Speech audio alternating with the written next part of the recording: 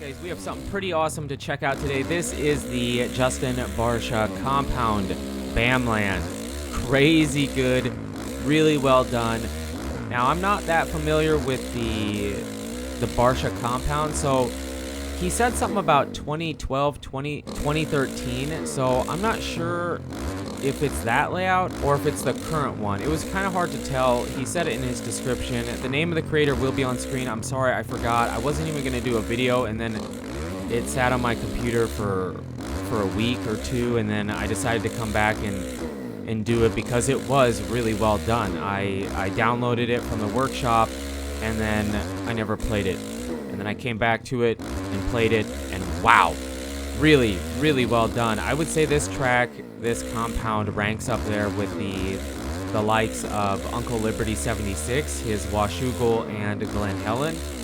Really, really well done. It was super fun to play, and the only knowledge I have of the Barcia compound is from G-Dub MX played on a Barcia compound rendition in MX Bikes, and the motocross track feels similar.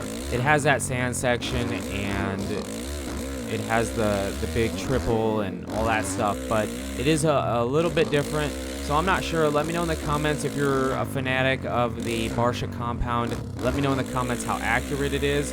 I feel like they did a pretty good job. Also, remember, it is Encore, so it is going to be a bit different than MX Bikes. The physics are different.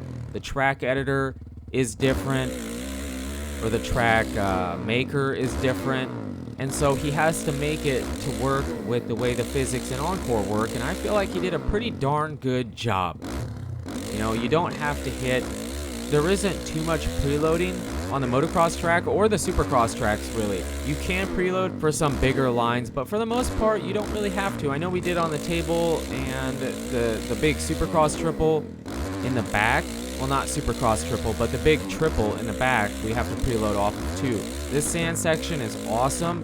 It doesn't pull very much on the bike, but it looks really good, and it's really, really rough. It's a very, very rough section. It's really easy to start the back end kicking out and then spin out and not be able to hit the line you're trying to go for. This was probably, this entire section of sand up until the double, the floater in the back, is my favorite part about the track, for sure. And that floater is coming up here, which is really awesome. It was done so well. You just float right over the top of it. And for the most part, this part of the track was similar to the MX Bikes version of BAMLAND here. So like I said, that is so fun. That is the best part about the track. I mean, the rest of the track is really good too, and I had fun. I don't feel like there's any part of the track that isn't good. That triple is very hard to get over. I did get over it a few times, but for the most part, I was casing the top of it.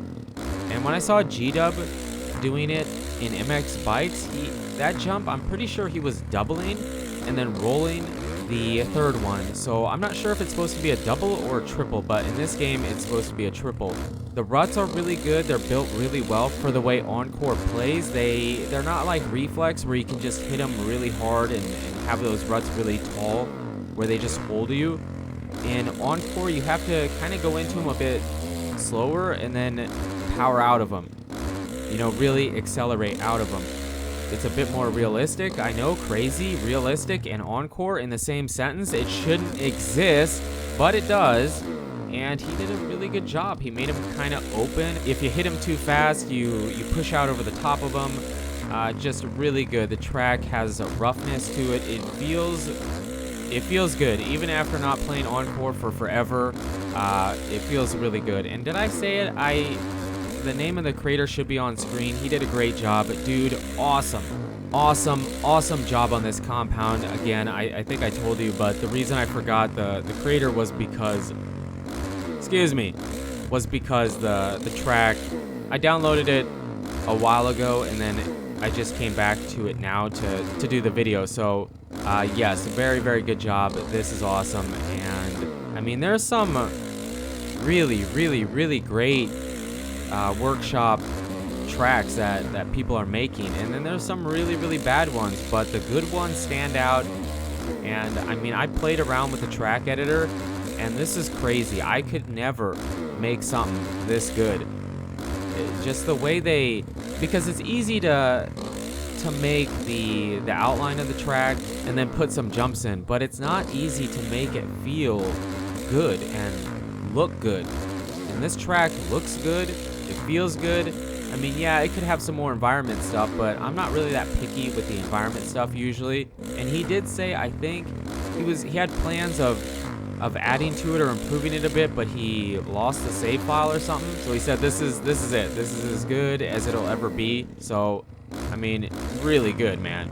Fun fact, I was just reading on Twitter, and it's funny because I just happened to come across this Barcia compound, is that I'm pretty sure Barcia is selling his compound.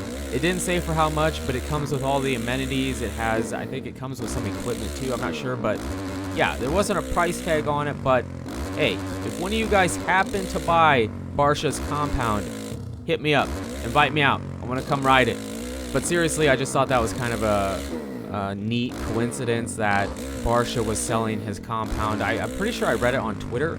Somebody I was following, I don't remember who it was, but yeah, crazy, really crazy. So this compound right here could be yours for the low price of several $1 million. So yeah, interesting fact, but we are about to move on to the second track, and the second Supercross track is way tougher. The second lap is by far the best lap that we get. It's crazy good, and you get to see some big lines in this rhythm section and the back rhythm section. That's a very standard way of hitting it. You really don't have to preload. I did some, but you don't really have to. We have a big old quad here that we hit just about right. There are a few different line choices on this Supercross track, but I did hit them. I just didn't feel like it was the best lines, for me at least, were the ones that I'm hitting. On the outside, he does give you a few different options, but for the most part, this was how I was comfortable hitting the track and how I felt like I could get the best lines around the track.